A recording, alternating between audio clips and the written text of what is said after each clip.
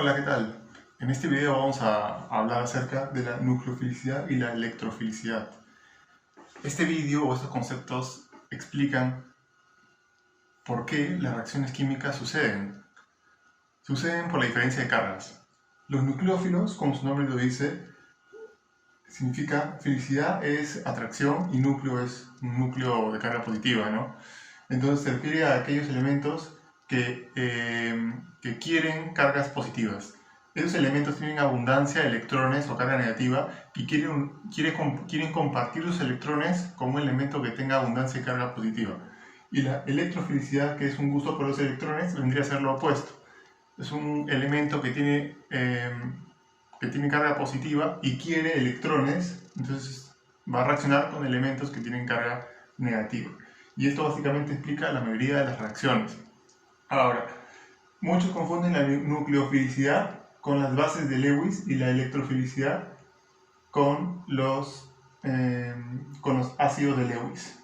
Pero hay diferencias, porque los ácidos y las bases de Lewis, los ácidos quieren electrones y las bases de Lewis quieren protones, pero la diferencia es de que esto es el concepto de ácido y base son aquellos que quieren, pero el de núcleo y electrofilicidad es de que quieren y pueden hacerlo de una manera veloz y efectiva. Entonces, un nucleófilo es una base de Lewis, pero con otras características que también van a ser importantes para que el elemento reaccione. Como por ejemplo la carga, la polarización y el impedimento estérico, que también lo hemos hecho en otro video, que lo vamos a ver en otro video. Ahora bien, voy a explicar un poquito mejor. Ahora que sabemos que el nucleófilo es una base de Lewis con estos elementos, vamos a hablar un poquito de la base de Lewis, ¿no? Para comenzar. Vamos a hablar acerca de una molécula que puede actuar como ácido y puede actuar como base, que es una molécula súper conocida, que es el agua. El agua actúa como base porque el oxígeno tiene un par de electrones de valencia disponibles. Entonces, si estos electrones de valencia se acercan a una partícula cargada positivamente, va a quitar esa partícula positiva, se la va a agarrar. Sin embargo, también el agua puede actuar como un ácido, porque tiene hidrógenos, tiene protones de hidrógeno, tiene iones de hidrógeno, que básicamente solamente es un protón, porque el hidrógeno es un protón unido a un electrón. Pero cuando los dos hidrógenos reaccionan con oxígeno, como el oxígeno es más electronegativo, va a formar enlaces covalentes con el hidrógeno, pero con un momento polar, un momento dipolar, porque el oxígeno atrae los electrones del hidrógeno. Entonces al final, el único electrón de hidrógeno que tenía se va a mover más para el costado del oxígeno, y aquí solamente se va a quedar el protón de hidrógeno. Entonces este es un extremo bastante positivamente cargado, ¿no? Esos dos son extremos positivamente cargados de la molécula. Entonces, cuando aparece otra molécula de agua, de la parte electrónica, con alta densidad electrónica del oxígeno, esos electrones se van a ver atraídos por este protón. Entonces, ahí es cuando comienza la reacción química, ¿no? Justo lo que decía acá. Esto explica las reacciones químicas, en su mayoría. El oxígeno es un nucleófilo y el hidrógeno es un electrófilo. Van a reaccionar y se va a producir un hidróneo. Un hidróneo que es un oxígeno con 3 hidrógenos, y en el otro lado, o sea, la base se va a convertir en un hidróneo. Este oxígeno, esta molécula de agua se va a convertir en un hidróneo, y esta molécula, porque ha ganado un hidrógeno, ¿no? Oxígeno con 3 hidrógenos, y esta molécula que está actuando como un ácido de Lewis, al perder su hidrógeno, se va a convertir en un ion hidróxido, que va a tener una carga negativa además, porque ha perdido un protón, ha perdido una partícula positiva. Ahora bien, esto con respecto a qué es lo que quieren las moléculas. Esta quiere compartir sus electrones, esta quiere ceder sus protones. Perfecto. Ahora vamos a hablar ahora que sabemos esto, vamos a ver qué ácidos y qué bases son más nucleófilos, ¿no? No solamente quieren, sino también pueden hacerlo mejor. Eso ya depende de las cargas. Por ejemplo, acá tenemos, en nuestro ejemplo anterior, teníamos el ion hidróxido que se forma y una molécula de agua. Ambas son bases, porque el oxígeno está cargado, está rodeado de una nube de alta densidad electrónica, en ambos casos. Pero la diferencia es de que acá hay un hidrógeno menos. Recuerden que lo perdió. Entonces, acá va a haber un exceso de carga negativa, ¿no? Aunque no lo crean, ese protoncito del hidrógeno tiene un efecto en el campo electromagnético, en el campo electrónico que ejerce esta molécula. Entonces va a tener un efecto. Entonces al final esta molécula va a poder ceder mejor sus electrones que esta de aquí. Entonces esta molécula va a tener un mejor carácter nucleofílico que esta molécula de acá. Tercero, polarización. La polarización es qué tan separado está. La polarización se puede entender como qué tan separadas de extremo a extremo están las cargas negativas de la positiva. Acá tenemos una molécula, un átomo, tiene acá sus protones en el núcleo, carga positiva, y acá tenemos sus electrones de valencia, que son los que van a participar en las reacciones químicas. Y acá tenemos otra molécula, pero la diferencia de esta molécula, de este átomo con este átomo, es de que este átomo de aquí es más chiquito, tiene un radio atómico menor. Entonces, sus electrones de valencia van a estar más cerca a su núcleo. Entonces, ¿cómo afectaría esto a sus propiedades químicas, ¿no? A su reactividad? Pues que esos electrones van a tener una mayor en dos cosas. Primero, en cómo va a reaccionar su reactividad cuando hay presente un disolvente que puede actuar como un secuestrante. Porque verán, primero vamos a hablar de esto, que puede generar confusión. A veces en las pinturas se mezcla, ¿no? En las mezclas de pintura se utilizan, quedan iones que son como eso, justamente de lo que estamos hablando. Ion es un elemento que no es neutro, sino que tiene una carga de exceso, entonces va a generar un campo eléctrico alrededor, ¿no? Va a alterar el campo eléctrico a su alrededor. Entonces, digamos que tenemos un ion que quedó, ¿no? Ahí, que tiene carga negativa.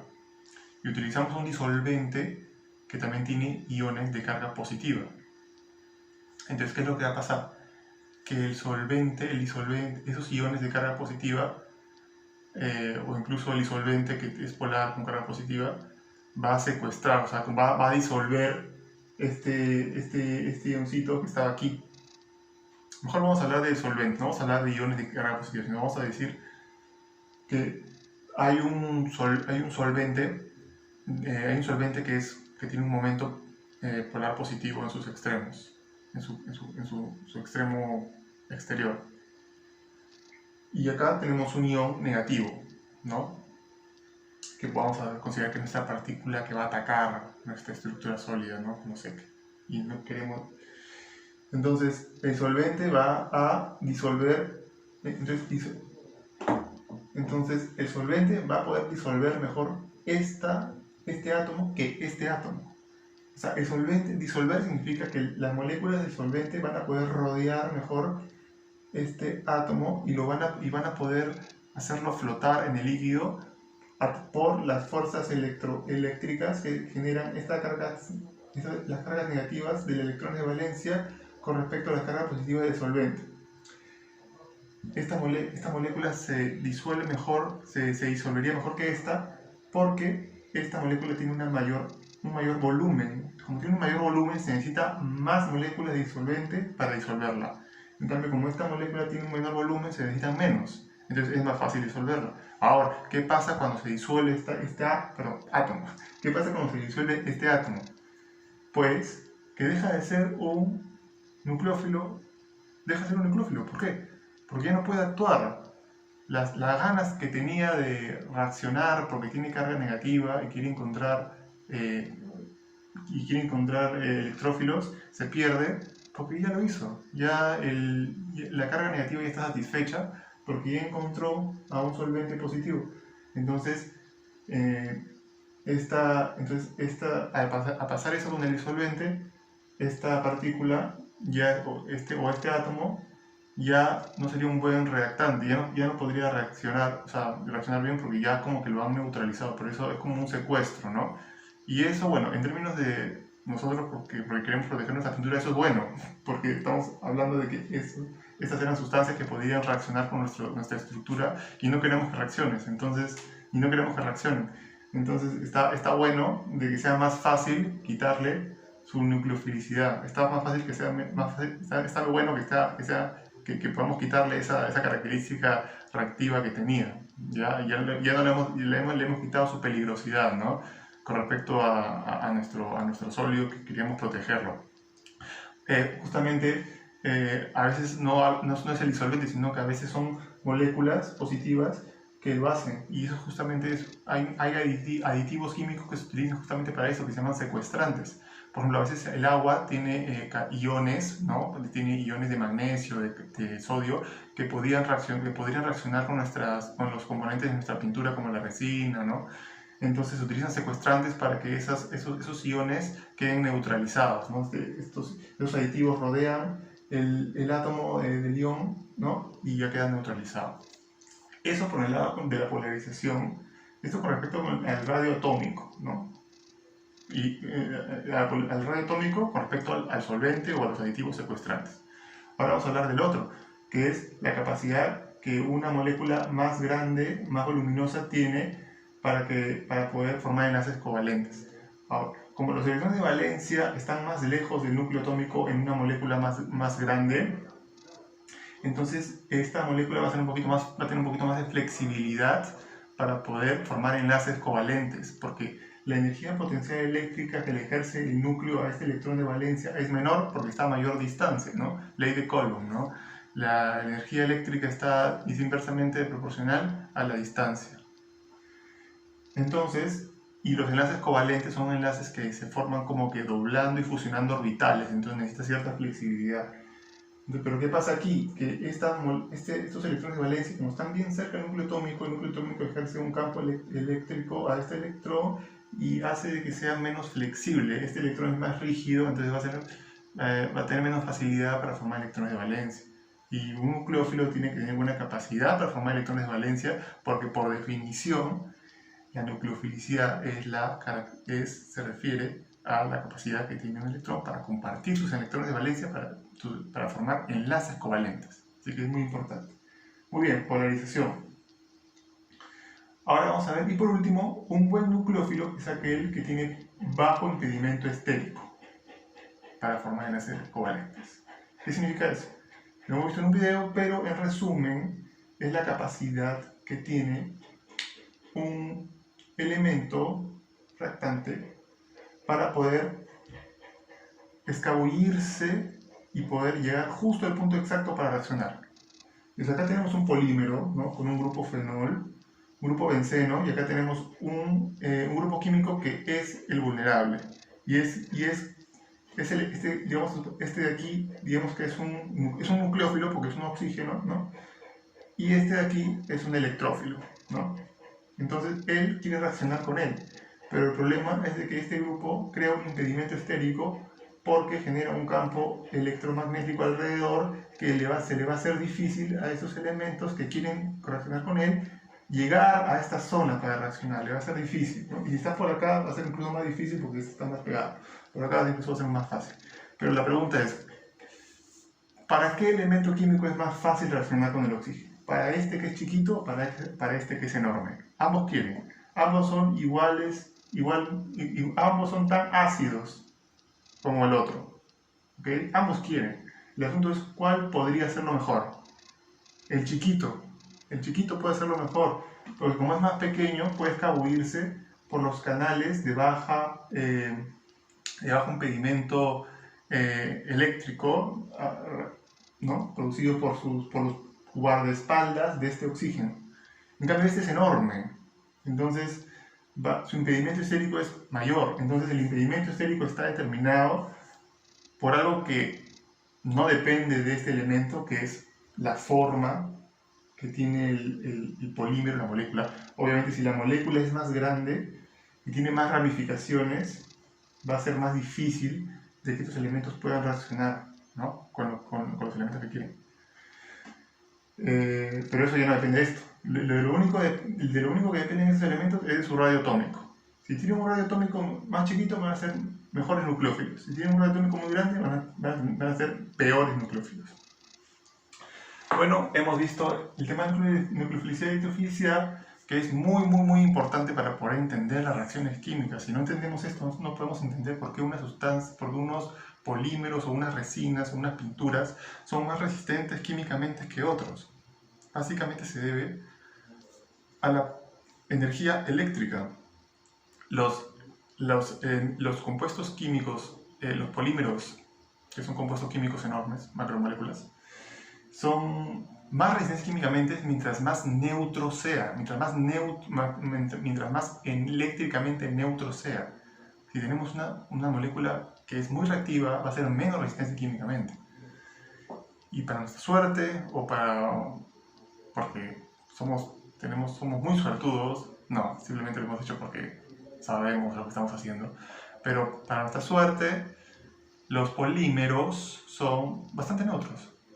Son hidrocarburos, ¿no? Obviamente tienen sus grupos químicos, pero eso se puede proteger con un impedimento estérico, ¿no? Obviamente tienen su grupo químico vulnerable, ¿no? Muchos polímeros tienen grupos éster, por ejemplo, la resina epóxica tiene un grupo de alcohol, ¿no? La pintura, algunas pinturas que tienen grupos éster, ¿no? En el grupo éster hay un oxígeno que está muy cargado eléctricamente, un oxígeno con una densidad electrónica considerable, ¿no? Hay una carga negativa, entonces si viene una carga positiva puede reaccionar, pero hay impedimento estérico porque las moléculas son muy grandes, entonces hay ramificaciones. Entonces, ¿qué representa un atomito de oxígeno comparado con toda la inmensidad de la macromolécula? ¿Cuál es la probabilidad de que una molécula atacante puede llegar justo al punto donde va a reaccionar con el oxígeno? Es baja la probabilidad. Y mientras menor sea la entropía de la molécula entrante, o sea, mientras haya más posibilidades, mientras la molécula tenga más posibilidades de ir a muchas otras partes con respecto a esa en particular, va a ser menos probable de que justo impacte en la zona del oxígeno, ¿no? Y si lo hace, pues acá está el guardaespaldas que lo tiene, que va a protegerlo. Bueno, eso ha sido todo por este video. Espero que les haya gustado y nos vemos en un próximo video. Hasta pronto.